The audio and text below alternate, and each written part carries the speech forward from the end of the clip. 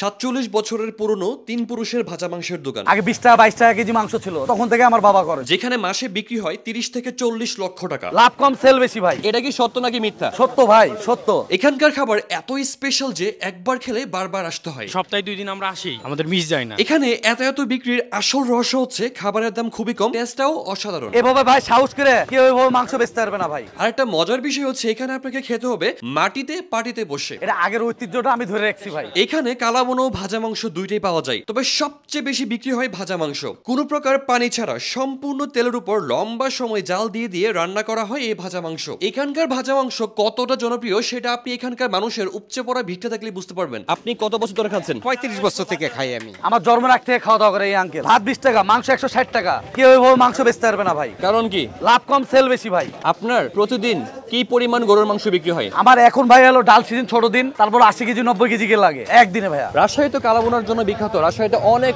কালাবোনার দোকান আছে, বাট এই দোকানটা মোস্ট ফেমাস ফর ভাজা মাংস। আমার দাদার আমল থেকে আটানা পাওয়া যখন থেকে রুটি তখন থেকে ব্যবসা চলছে আমাদের। টোটাল আপনার দোকানের বয়স কত? 47 বছর। আমি আছি ধরেন প্রায় 18 বছর। ছোট থেকে দেখছি বাবা ব্যবসা করছে। আমরা কিন্তু ভাই শিক্ষিত না ভাই। আগে আপনার এই ছালা ছিল না, ছালা ফেলে আমার বাবারা দোকান করতো। এটা আগের ঐতিহ্যটা আমি ধরে রাখছি ভাই। ফয়সাল ভাইয়ের দোকান কি এটাই? এটাই। এখানে এই ফয়সালটাকে? ফয়সাল আমি ভাই। ফয়সাল আপনি নিজে কি কি আইটেম আপনার এখানে পাওয়া যায়? আমার এখানে পাবেন হলো ভাজা মাংস আর কালাবোনা। কোনটার প্রাইস কত? ফুল মাংস 160 টাকা, হাফ হলো আপনার 100 টাকা। আচ্ছা, আমি একটা কথা শুনছি যে হচ্ছে নৌহাটার যতগুলো হচ্ছে বাংলা খাবারের দোকান আছে তার মধ্যে নাকি হচ্ছে আপনাদের দোকানটা সবচেয়ে পুরাতন। এটা কি সত্য নাকি মিথ্যা? সত্য ভাই, সত্য। আমার দাদার আমল থেকে আটানা পাওয়া যখন থেকে রুটি তখন থেকে ব্যবসা চলছে আমাদের। আগে 20 টাকা 22 টাকা কেজি মাংস ছিল। ধরেন আগে ধান টান বেচতে আসতো, গরু হাট ছিল, তখন থেকে আমার বাবা করে শুরু। যখন শুরু করতে তখন আপনার 2 টাকা 1.5 টাকা পিস মাংস।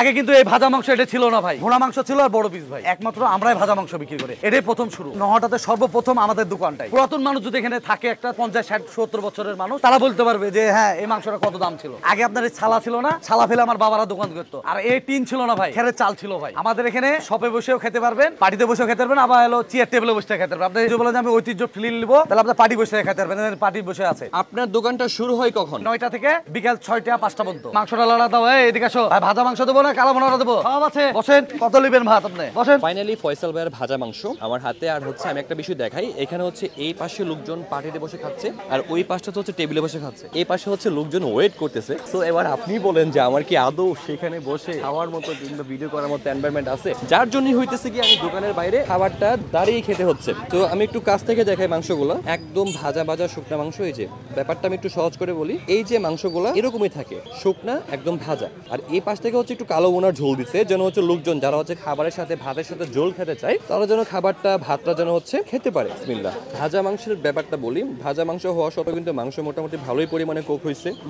আমরা মাঝে মাঝে কুরবানিতে লাল বোনার পাশাপাশি হয় না যে বাসার মধ্যে আম্মু শুকনা করে মাংস ভেজে রাখে, এই ভাজা মাংসের টেস্টটা কিছুটা ওই টাইপের। আর সহজ করে বলে রাজশাহীতে কিন্তু অসংখ্য কালাবোনার দোকান আছে। আমরা ঝোল ঝোল তেল তেলা টাইপের হচ্ছে কালাবোনা অনেক জায়গায় পাই এবং অনেক জায়গা থেকে খাই, বাট এই দোকানটা আমার কাছে ডিফারেন্ট লাগছে যে স্পেশালি এখানে কালাবোনা তো পাওয়া যায়, বাট এই দোকানটা মোস্ট ফেমাস ফর ভাজা মাংস। এন্ড ভাজা মাংসটা আসলেই অনেক মজা। এবং আপনি যদি একদম গরম গরম ভাতের সাথে একদম গরম গরম ভাজা মাংসটা খান, আশা করি আপনি খুবই এনজয় করবেন, খুবই মজা পাবেন। 160 টাকা প্রাইস অনুযায়ী এটা আমার কাছে মনে হয় যে গুড ডিল, খুবই ভালো একটা ডিল। একদম গতানুগতিক খাবারের বাইরে যদি ডিফারেন্ট কিছু ট্রাই করতে চান তাহলে ফয়সাল ভাইয়ের ভাজা মাংস একদিন ট্রাই করতে পারেন। রাজশাহীতে আর কি কি এরকম অথেন্টিক এবং আনকমন মজার খাবার আছে অবশ্যই কমেন্ট করে জানাবেন। যাওয়ার আগে হচ্ছে ফয়সাল ভাইয়ের দোকানের লোকেশনটা ক্লিয়ার করে দিচ্ছি। এটা হচ্ছে নৌহাটা যে হাট, হাটের পাশেই হচ্ছে মাছপট্টি। দোকানের নাম হচ্ছে ফয়সাল ভাইয়ের কালাবোনার দোকান কিংবা ফয়সাল ভাইয়ের ভাজা মাংসের দোকান। কাউকে জিজ্ঞাসা করলে আপনি পেয়ে যাবেন। তো ভিডিওটা ভালো লাগলে লাইক কমেন্ট শেয়ার। দেখা হবে নতুন কোনো ভিডিওতে নতুন কোনো প্লেসে। ফুড ফ্যান্টাসির পাশে থাকুন। আল্লাহ হাফেজ।